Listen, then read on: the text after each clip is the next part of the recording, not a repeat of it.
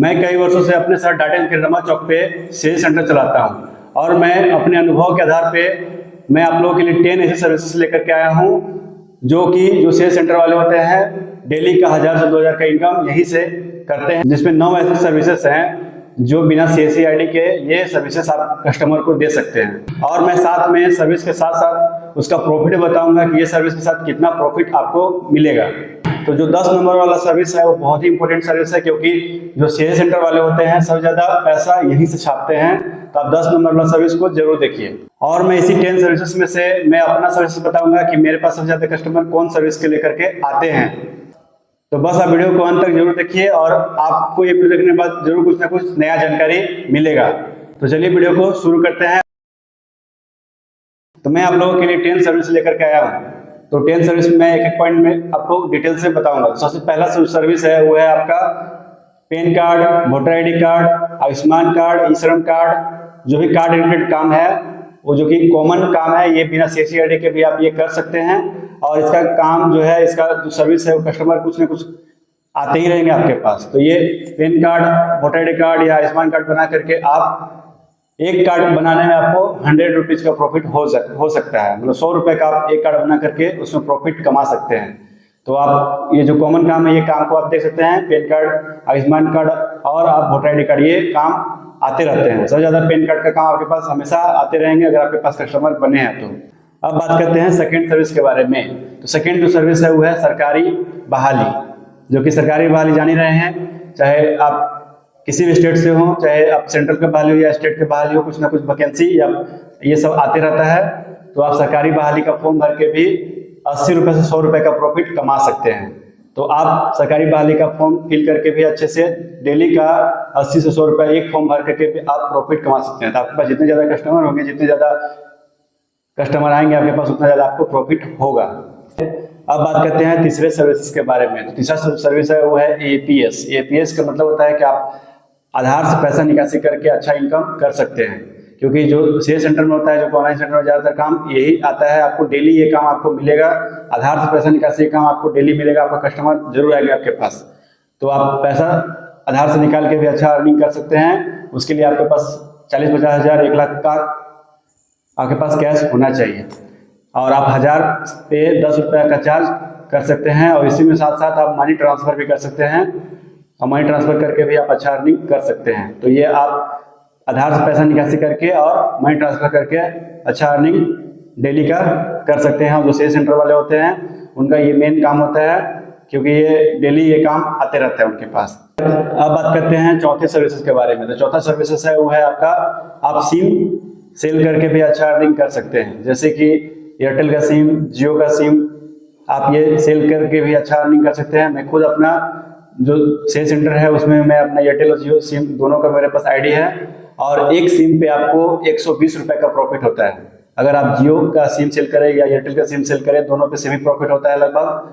तो आप एक सिम अगर सेल करते हैं तो उसमें आपको लगभग 120 रुपए का प्रॉफिट होता है। तो आप जियो का सिम सेल करके भी अच्छा अर्निंग कर सकते हैं, या एयरटेल का जो सिम होता है, दोनों सिम का ID आप ले सकते हैं और दोनों सिम सेल करके अच्छा अर्निंग कर सकते हैं। अब बात करते हैं 5वां पॉइंट के बारे में। तो 5वां पॉइंट है कि आप कस्टमर का अकाउंट ओपनिंग करके अच्छा अर्निंग कर सकते हैं डेली का। फॉर एग्जांपल, अगर आपके पास कोई भी बैंक ID होना चाहिए, बड़ा बैंक ID भी है तो अच्छा अर्निंग कीजिएगा ही, लेकिन आप नॉर्मल बैंक ID भी लेकर के अच्छा अर्निंग कर सकते हैं। फॉर एग्जांपल, अगर आपके पास इंडोसेंट बैंक ID हो, एयरटेल बैंक का ID हो, फिनो पेमेंट बैंक ID हो, NSDL बैंक का ID हो, आप ये बैंक अकाउंट खोल के भी अच्छा अर्निंग कर सकते हैं, जिसमें आपको लगभग 100 से 200 का प्रॉफिट एक अकाउंट खोलने में भी हो सकता है। तो आप बैंक ID जरूर ले लें, ताकि आपका अकाउंट ओपनिंग में आपके पास कस्टमर है उससे भी अच्छा अर्निंग आप कर सकें। अब बात करते हैं छठा पॉइंट के बारे में। तो जो छठा पॉइंट है वो आप जातीय स्थानीय IEWS बना करके भी अच्छा अर्निंग कर सकते हैं। जैसे कि मैं खुद झारखंड से हूँ, तो जो झारखंड राज्य का जातीय स्थानीय IEWS OBC NCL जो बनता है, वो उसके लिए ID एक लेना पड़ता है, जिसका बोलते हैं झार सेवा का ID, जो कि झार सेवा का कियोस्क ID लेना पड़ता है। और उसके लिए आपको CSC ID होना जरूरी है। मैं पहले ही बता चुका था कि 9 जो सर्विस है वो ऐसा है जो बिना CSC ID के होता है, और एक ये ऐसा सर्विस है जिसमें आपको CSC ID की जरूरत पड़ेगा। तो आपके पास CSC ID होना चाहिए, तभी आपको झार सेवा का कियोस्क ID जो होता है वो आपको मिलेगा। तो मेरे पास CSC ID है, क्योंकि मैं बहुत पहले से अपना सेल्स सेंटर चला रहा हूँ, तो मेरे पास CSC ID भी है, सारा कुछ का मैं ID लेकर के रखा हूँ। तो मेरे पास ये ID है जिससे मैं अपना जातीय स्थानीय आय, EWS, OBC, NCL का अप्लाई करता हूँ। और फिलहाल मेरे पास इसका जो कस्टमर है बहुत ज़्यादा आते हैं, और डेली मेरे पास एक पेंडिंग फॉर्म भी होता है, मतलब बहुत ज़्यादा रखा हुआ रहता है कि मैं आपको करके बाद में दे दूंगा। तो आप इससे भी अच्छा अर्निंग कर सकते हैं, लेकिन उसके लिए आपको एक CSC ID होना चाहिए, तभी आप अपना झाड़ सेवक ID ले सकते हैं। और ये अलग अलग स्टेट में अलग अलग ID हो सकता है। जैसे उत्तर प्रदेश से होंगे तो उनका शायद डिस्ट्रिक्ट ID होता है, आप झारखंड से हैं तो झारखंड के लिए झाड़ सेवक ID लगता है। और आप ये सर्विस दे करके कस्टमर से 80 से लेकर के 100 रुपये का चार्ज कर सकते हैं, और इसमें भी आप अच्छा अर्निंग कर सकते हैं। ये एक ऐसा काम है जिसमें आपको जो कस्टमर होते हैं वो खुद से नहीं कर पाते हैं और आपके पास ही आते हैं। तो चलिए अब बात करते हैं 7वां पॉइंट के बारे में। तो 7वां पॉइंट जो है वो आपका है कि आप पासपोर्ट साइज फोटो बना सकते हैं। आपके दुकान में आप अपना लैपटॉप यूज कर रहे हैं, अपना प्रिंटर, आपका कलर प्रिंटर हो गए हैं, तो आप कस्टमर को पासपोर्ट साइज फोटो निकाल के दे सकते हैं, जिसमें आपको 50 रुपये का प्रॉफिट हो सकता है। 40 से 50 रुपये आप पासपोर्ट साइज फोटो का चार्ज कर सकते हैं। साथ में Aadhaar card, voter ID card, PAN card, Ayushman card, ये जो होता है इसको आप डाउनलोड करके और कस्टमर को लेमिनेट करके जो होता है कार्ड बना करके देना होता है, वो दे करके भी आप पर कार्ड 50 रुपये का प्रॉफिट कमा सकते हैं। मतलब आप अगर एक कार्ड जो होता है उसका आधार कार्ड, उसको आप अगर लेमिनेट करके कस्टमर को देते हैं उसको निकाल करके, तो उसमें आप 50 रुपये का चार्ज कस्टमर 50 से 70 रुपये का चार्ज कस्टमर से ये कर सकते हैं। और ये आपको कस्टमर आते ही रहते हैं इसका। और जो मैं ये सर्विसेज के बारे में बता रहा हूँ वो सभी सर्विस ऐसा है जो डेली मतलब ये कस्टमर आते हैं, उसी अनुसार मैं आपको बता रहा हूँ। और मैं खुद अपना जो पर्सनल एक्सपीरियंस है उसी के अनुसार ये पॉइंट आप लोगों के लिए लेकर के आया हूँ। अब बात करते हैं 8वां पॉइंट के बारे में। तो 8वां जो पॉइंट है वो है कि आप रेलवे टिकट करके भी कस्टमर से अच्छा अर्निंग कर सकते हैं। रेलवे टिकट जो होता है उसके लिए आप अगर आपके पास CSC ID होगा तो आप IRCTC का एजेंट ID ले सकते हैं, या प्राइवेट ID भी अलग से IRCTC का ले सकते हैं। और भी बहुत सारे जो कंपनी होते हैं वो आपको IRCTC का एजेंट ID प्रोवाइड करते हैं।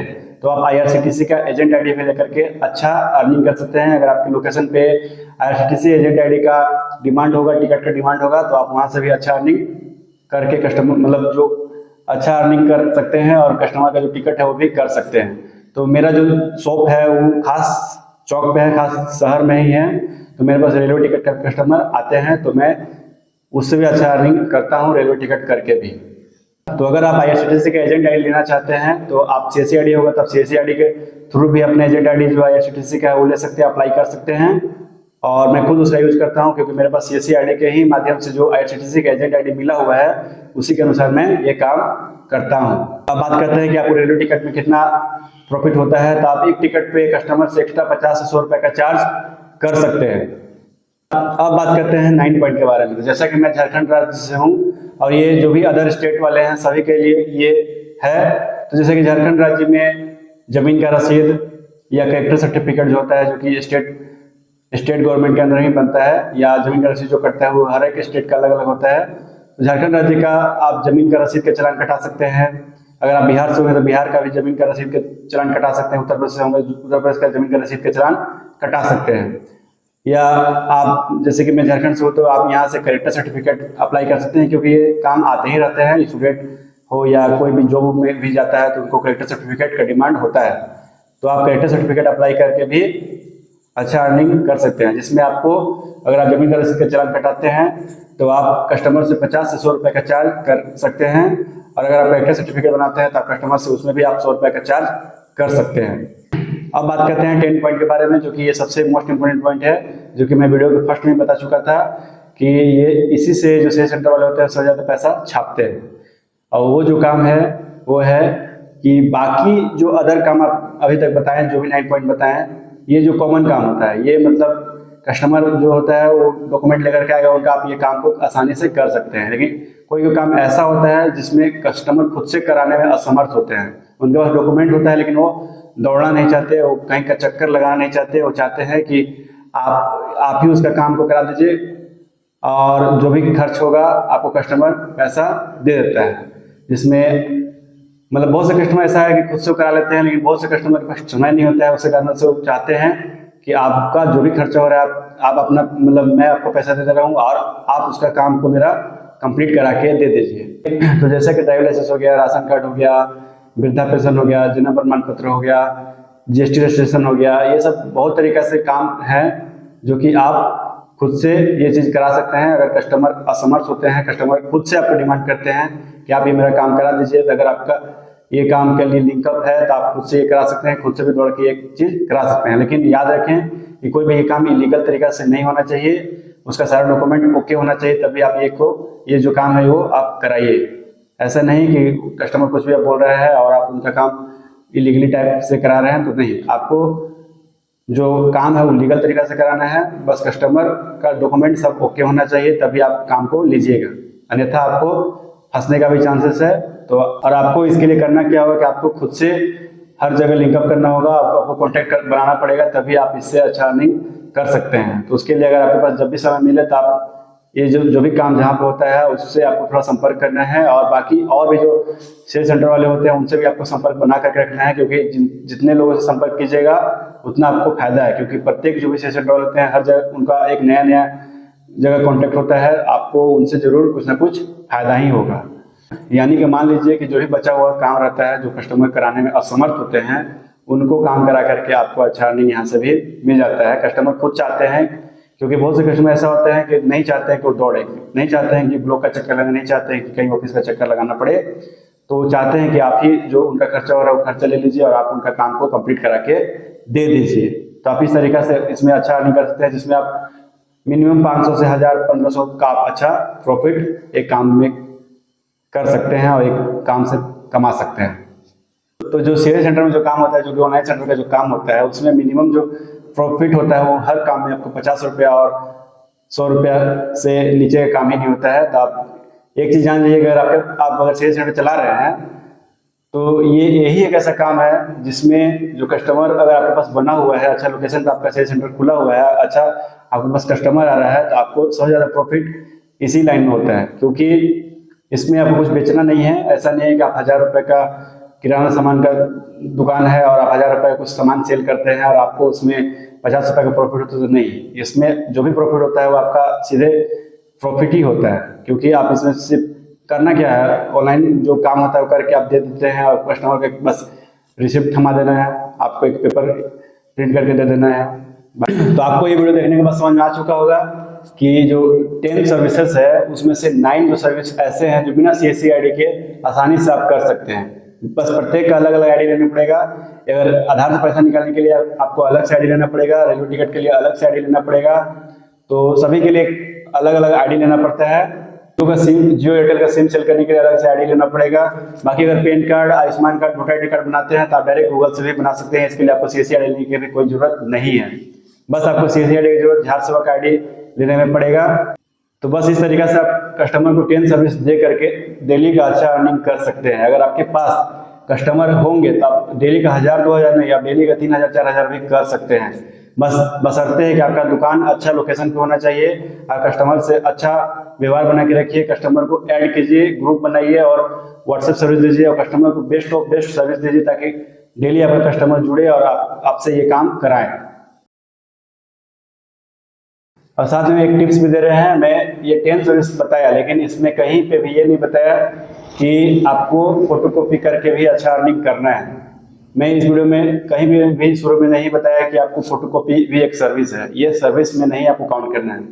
अगर आप फोटोकॉपी के लेकर बैठे हुए हैं और उदास हैं कि फोटोकॉपी में कितना कमाई होता है, तो आप फोटोकॉपी को लेकर के नहीं बैठे, क्योंकि ये जो फोटोकॉपी है, ये 10 सर्विस जो आप बताए हैं उसी रिलेटेड, मतलब उसमें एक मटेरियल है जो कि आपको उसी रिलेटेड यूज करना है। फॉर एग्जांपल मान लीजिए आपका एक किराना दुकान है, तो उसमें आपको एक लेज कुरकुरे के जैसा जैसे लेज कुरकुरे आप टांगते हैं अपने दुकान में, उसी प्रकार है कि आपका जो सेल सेंटर है उसमें आपका जो प्रिंट और फोटोकॉपी होता है वो एक उसी का काम करता है। तो आपको अपना फोटोकॉपी और प्रिंट के लिए कस्टमर से बहसबाजी नहीं करना चाहिए और आपको कस्टमर बनाने पर ध्यान देना चाहिए।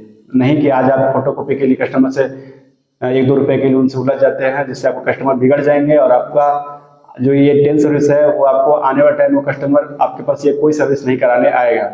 तो आप याद रखिए कि आप फोटोकॉपी और प्रिंट को लेकर के कस्टमर से बहस नहीं कीजिए। अगर जो कस्टमर देते हैं थोड़ा उनसे ले लीजिए, बस इतना भी नुकसान नहीं होने देना है कि आपका घर से जाए। नहीं, आपको 1 रुपये कम प्रॉफिट कमाना है, लेकिन घर से भी 1 रुपया नहीं जाने देना है। 3 की जगह 2 ही प्रॉफिट कमाइए, लेकिन कस्टमर बनाने पे आपको फोकस करना चाहिए।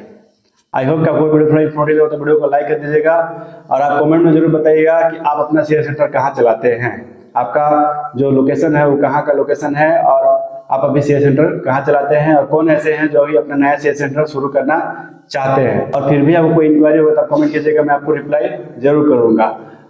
और आपको साइबर कैफे रिलेटेड वीडियो देखना है तो आप मेरे चैनल को सब्सक्राइब करके जरूर लीजिएगा, क्योंकि मैं cyber cafe grow tips related video channel पर लाता रहता हूँ। साथ में अगर आप सेल्स सेंटर का काम सीखना चाहते हैं तो मेरे चैनल को सब्सक्राइब करके जरूर लीजिएगा। तो चलिए वीडियो को यहीं अंत करते हैं और मिलते हैं अगले वीडियो में। तब तक के लिए जय हिंद, जय भारत, जय जोहार।